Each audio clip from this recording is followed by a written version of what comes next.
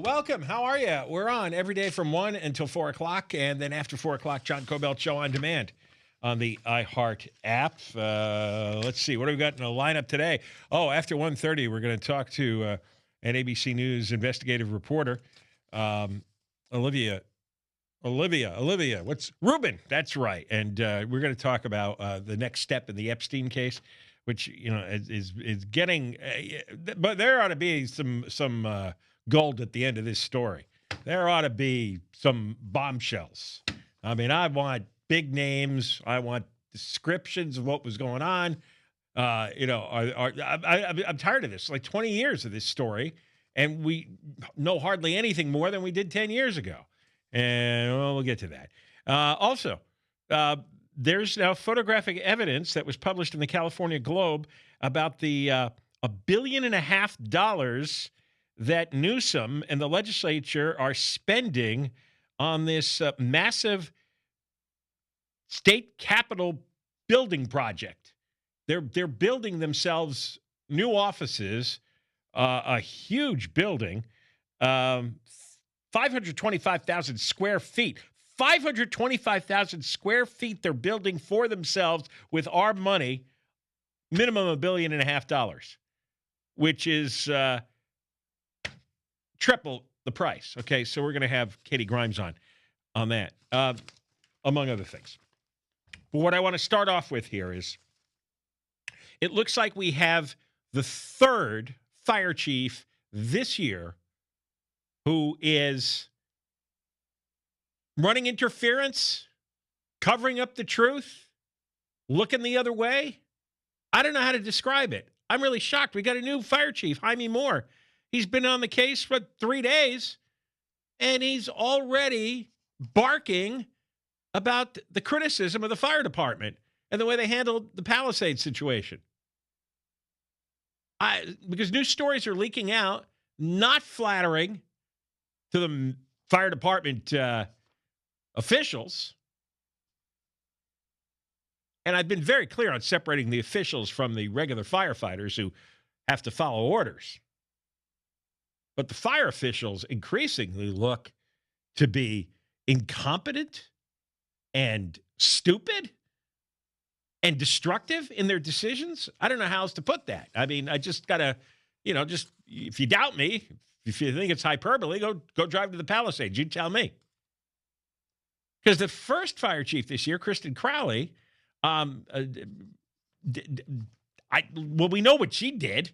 She didn't send any personnel or equipment into the Palisades for hours and hours. And she was not prepared to deal with the flare-up of the January 1st fire. I think that when we found out the fire actually started January 1st, and then we found out it was never fully put out. Well, I mean, that speaks to massive, massive incompetence and buffoonery on the part of Kristen Crowley. And Karen Bass, but she was in Africa. Then the second chief that we had was Ronnie Villanueva, and I would have expected he would come in and do a full, comprehensive investigative report. These after-action reports. Crowley was accused of not wanting to do one. I could see why. He was supposed to do one. One comes out, and it didn't have any of the good stuff in it. And the good stuff is that the fire on January 1st, on January 2nd, it was still smoldering. The ground, the tree stumps, the rocks were hot, and there was a group of firefighters who wanted to stay and keep putting it out because the fire's not out if it's smoldering. And it reignited during the 80-mile-an-hour winds 5 days later. But the battalion chief, Mario Garcia, according to the story, said, everybody go home, roll up your hoses. This came from fire department texts that the LA Times got a hold of. And there may have been another battalion chief who was aware of this situation as well. And that's where we left the story. Now the third fire chief is a guy named Jaime Moore. Jaime Moore spoke before the Fire Commission. And Jaime Moore is very upset that people are criticizing the Los Angeles Fire Department. And he's upset with the stories about the texts.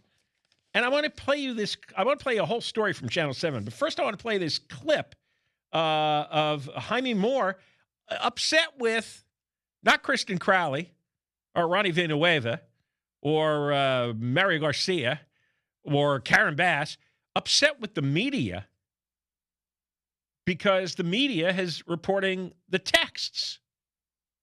Play cut 4. The audacity for people to make comments and say that there's text messages out there that says that we did not put the fire out, that we did not extinguish the fire. Yet I have yet to see any of those text messages. Well, why would anybody send them to you? Well, are you saying that if it's not sent to you, it doesn't exist? Are you saying these text messages were falsified?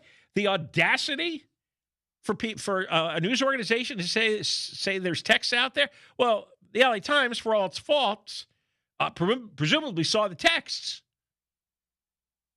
And there's other people who saw the texts. And maybe it was true. And maybe you should be calling up Mario Garcia and tracking down who was on duty that day on January 2nd that was supposed to be mopping up. That's all in the fire department records. Why don't you call those guys? Why weren't those guys contacted and given immunity to explain what happened? It looks like people have known for many months. I mean,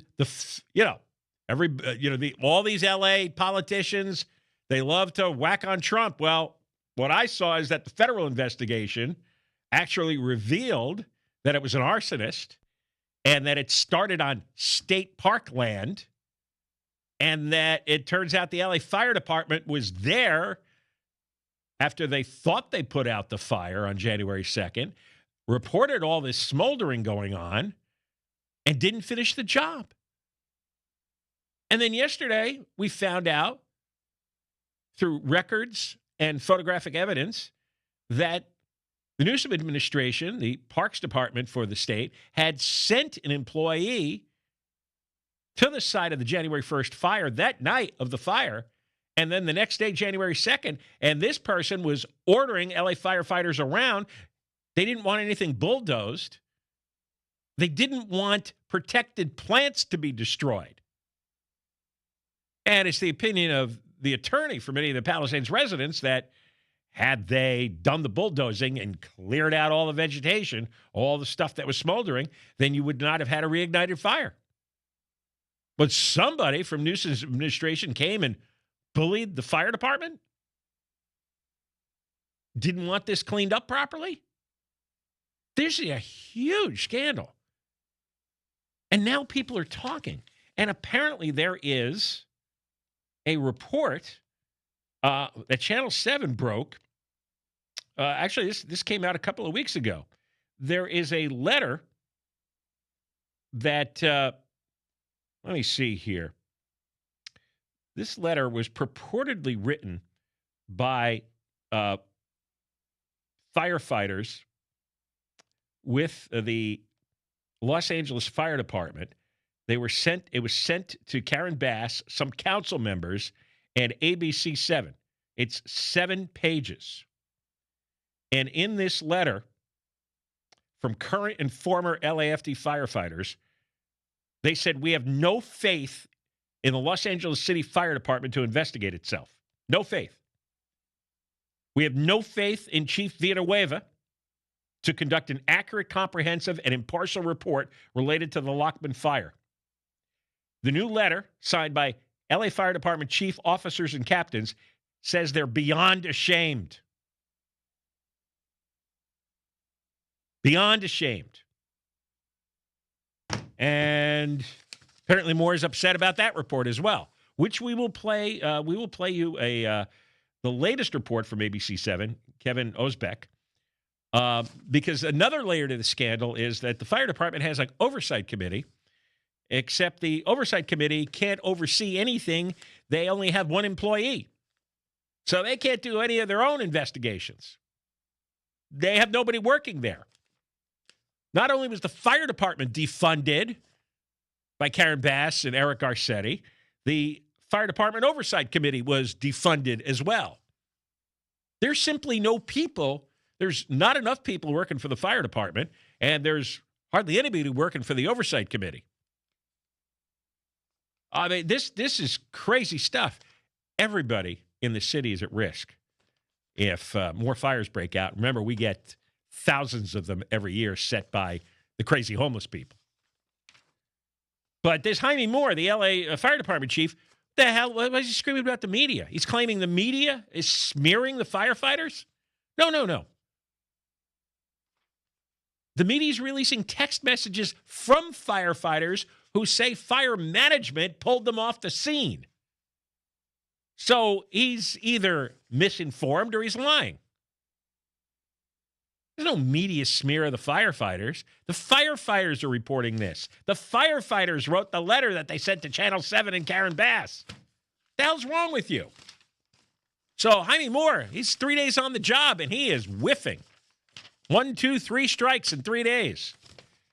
All right, we'll play that report from Kevin Osbeck, ABC 7, next. Oh, John Kobylt Show. Moist line for Friday is 877-MOIST-86. 877-MOIST-86. Get to it.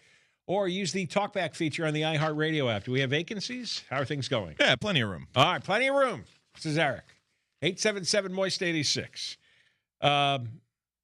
So the new fire department chief has been around for 3 days. Yesterday was day 2, and he's always now complaining about the media smearing firefighters because the LA Times had a report. They saw text messages. They saw the text messages from LA firefighters that a battalion chief ordered them to roll up their hoses and leave the area of the New Year's Day fire. And that's where the new fire got whipped up and spread.